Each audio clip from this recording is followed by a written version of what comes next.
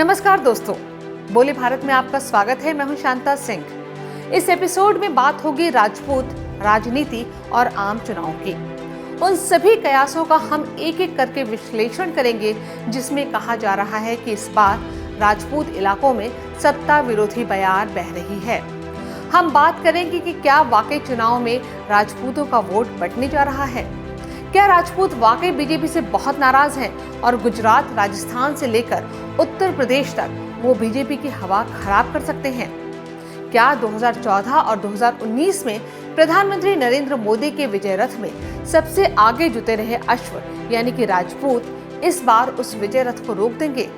आज मैं आप लोगों से इन सभी सवालों पर सिलसिलेवार तरीके से बात करने जा रही हूँ। लेकिन इस संवाद की उंगली पकड़कर मैं पहले आप लोगों को 2 साल पीछे ले चलती हूँ।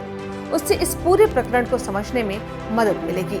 उत्तर प्रदेश में पिछले विधानसभा चुनाव से ठीक पहले मैंने एक जाट विद्वान को ये कहते हुए सुना कि पश्चिमी उत्तर प्रदेश में बीजेपी का सूपड़ा साफ हो जाएगा।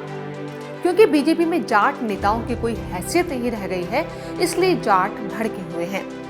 ये देखने के लिए कि क्या सच में ऐसा होने जा रहा है, चुनाव से ठीक पहले मैं कुछ इलाकों में गई। मेरे कुछ दोस्त भी दूसरे इलाकों में घूम रहे थे। मैंने एक बात महसूस की कि कुछ किसान नाराज तो हैं।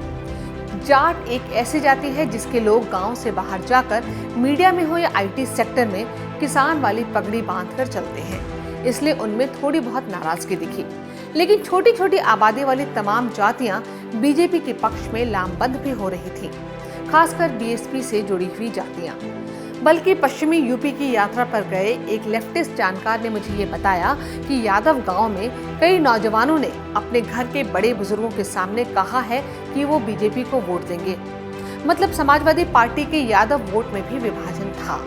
उन्होंने ये भी कहा कि वोटों के मामले में जाटों में थोड़ा विभाजन है, लेकिन ऐसा नहीं है कि बीजेपी का सूपड़ा साफ हो जाए। जाटों का एक धड़ा बीजेपी के पक्ष में है, यानी जाटों के विरोध का जो नैरेटिव किसान आंदोलन की पृष्ठभूमि में गढ़ा गया था, उससे बीजेपी को निर्णायक नुकसान नहीं हुआ। तभी तो बीजेपी ने विधानसभा में पश्चिमी उत्तर प्रदेश की 136 सीटों में से 93 पर विजय हासिल की थी और समाजवादी पार्टी ने 43 सीटों पर।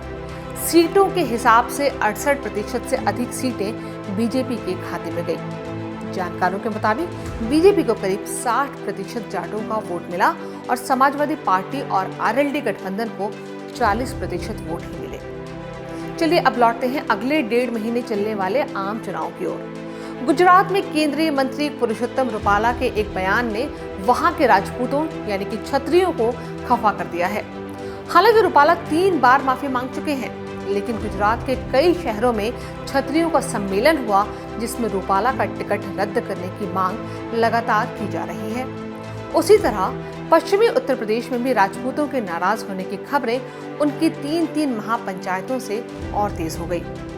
ऊपर से कांग्रेस पोषित मीडिया ने और हल्ला मचाया है कि राजपूत नाराज हैं और वो बीजेपी को परास्त करने जा रहे हैं। उसके पीछे खासकर उत्तर प्रदेश में 4 कारण गिनाए जा रहे हैं।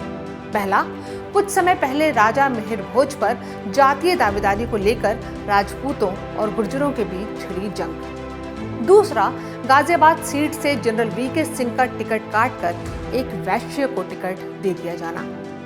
सवाल ये उठाया जा रहा है कि जब मेरठ में राजेंद्र अग्रवाल का टिकट काटकर एक दूसरे वैश्य अरुण गोविल को टिकट दिया गया, तो गाजियाबाद में ठाकुर की जगह ठाकुर को क्यों नहीं? तीसरा कारण, पिछले विधानसभा चुनाव में ठाकुर विधायक संगीत सोम का हार जाना, जिनके समर्थकों को लगता है कि वो हार मुजफ्फरनगर से बीजेपी उम्मीदवार संजीव बालियान की वजह से हुई थी।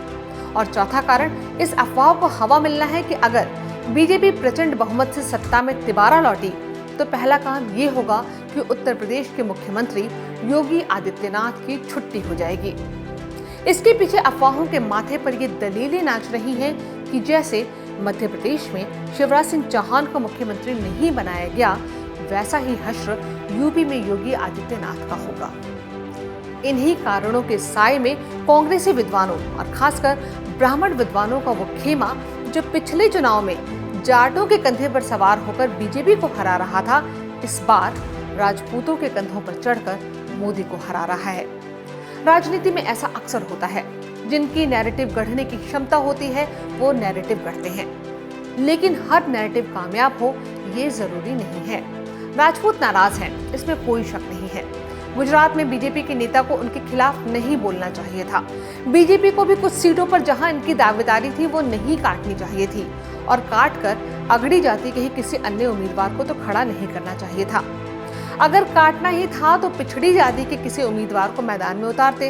उससे ये भाव जाता कि बीजेपी समाजवादी नजरिया अपना रही है। लेकिन राजपूत की सीट काटकर बनिया और ब्राह्मण को दीजिएगा तो नाराजगी तो होगी ही। दूसरी बात, पश्चिमी उत्तर प्रदेश में जाटों को समर्थन में लाने के लिए राजपूतों की इतनी अनदेखी नहीं करनी चाहिए थी। राजपूत आपका कोर वोटर है। जब कोई साथ नहीं था तब भी ये साथ था, और आज भी बीजेपी से राजपूतों का रूठना कुछ ऐसे ही है जैसे कोई किसी अपने से रूठ जाता है, लेकिन मनाने पर मान जाता है। तुम रूठी रहो मैं मनाता रहूं वाले भाव में। ऐसा इसलिए भी है क्योंकि राजपूतों को बीजेपी में काफी राजनीतिक जगह मिली है, उतनी किसी दूसरे दल में नहीं मिली। 10 साल के भीतर यूपी में बीजेपी की सरकार बनी तो राजपूत मुख्यमंत्री बना। हालांकि योगी आदित्यनाथ की पहचान एक राजपूत नेता से ज्यादा एक सन्यासी और नाथ संप्रदाय के प्रमुख महंत की है। उस नाथ संप्रदाय के जिसे बाबा गोरखनाथ ने समाज के उपेक्षित वंचित तबकों को मर्यादा की जिंदगी देने के लिए तैयार किया था। आज भी योगी के प्रति दीवानगी समाज के कमोबेश हर तबके में है। खैर, बात राजपूत की हो रही है तो यूपी में राजपूत मुख्यमंत्री बना, उत्तराखंड में राजपूत मुख्यमंत्री बना, हिमाचल में पार्टी जीती तो राजपूत मुख्यमंत्री बना। केंद्र में 10 साल से प्रधानमंत्री मोदी के नंबर 2 यानी कि लोकसभा में उपनेता एक राजपूत ही है, रक्षा मंत्री राजनाथ सिंह, जो पहले 5 साल तक गृह मंत्री रहे। केंद्र में ही कई महत्वपूर्ण मंत्रालय राजपूतों को मिले हैं। अब बात फिर से उत्तर प्रदेश की ही करते हैं तो वहां अब तक बीजेपी ने 63 उम्मीदवार उतारे हैं, जिनमें 8 राजपूत हैं। इस बार विधानसभा में बीजेपी गठबंधन के विधायकों में 43 विधायक राजपूत हैं। इसलिए ये कहना ठीक नहीं है कि बीजेपी में राजपूतों को सम्मान नहीं मिला। पिछले 40 साल में 20 साल तक केंद्र में कांग्रेस या उसकी अगुवाई वाली गठबंधन की सरकार रही, और 16 सालों तक बीजेपी की अगुवाई वाली गठबंधन की। देश में 4 सबसे अहम मंत्रालय वित्त, विदेश, रक्षा और गृह मंत्रालय को माना जाता है।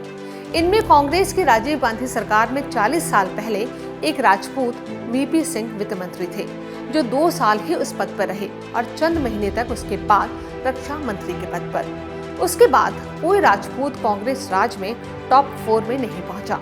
लेकिन बीजेपी के दौर में वाजपेयी सरकार में जसवंत सिंह वित्त और विदेश मंत्री रहे, और पिछले 10 साल से राजनाथ सिंह लोकसभा में उपनेता के साथ पहले 5 साल गृह मंत्री और पिछले 5 साल से रक्षा मंत्री हैं।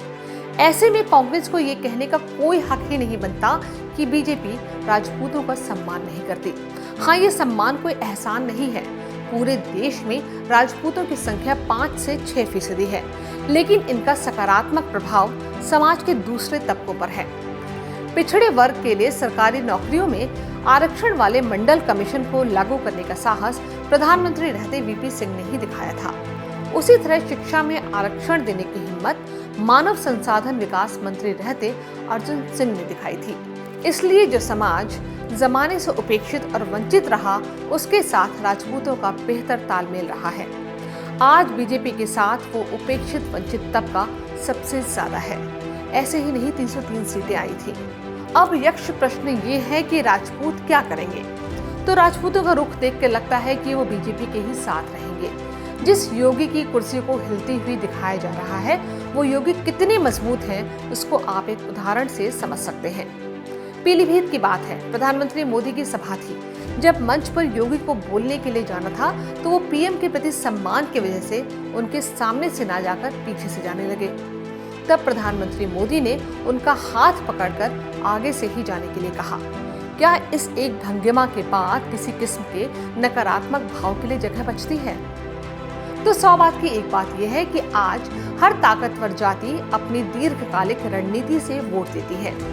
मतलब तमाम हार के बावजूद बिहार में यादव आज भी लालू प्रसाद यादव के साथ खड़ा है। उत्तर प्रदेश के यादव अखिलेश यादव के साथ खड़े हैं, क्योंकि यादवों को लगता है कि ये नेता उनके अपने हैं, ये दल उनके अपने हैं। ठीक ऐसे ही राजपूत भी बीजेपी के साथ अपना हित देखकर जुड़ गए। ऐतिहासिक पृष्ठभूमि और भविष्य को ध्यान में रखकर राजपूत मतदाता सभी जगहों पर बीजेपी के पक्ष में वोट करेगा। चुनाव से ठीक पहले जो कोई भी इन मतों की ठेकेदारी का दावा कर रहा है, चुनाव बाद उसका हश्र बहुत बुरा होने जा रहा है। जितनी तेजी से उन सबों ने अपनी दुकान सजाई है, उतनी ही तेजी से उनकी दुकान सिमट जाएगी। बोले भारत के इस एपिसोड में इतना ही। अगर आपको हमारा एपिसोड पसंद आया हो तो हमारे चैनल को लाइक, सब्सक्राइब और शेयर जरूर करें। नमस्कार।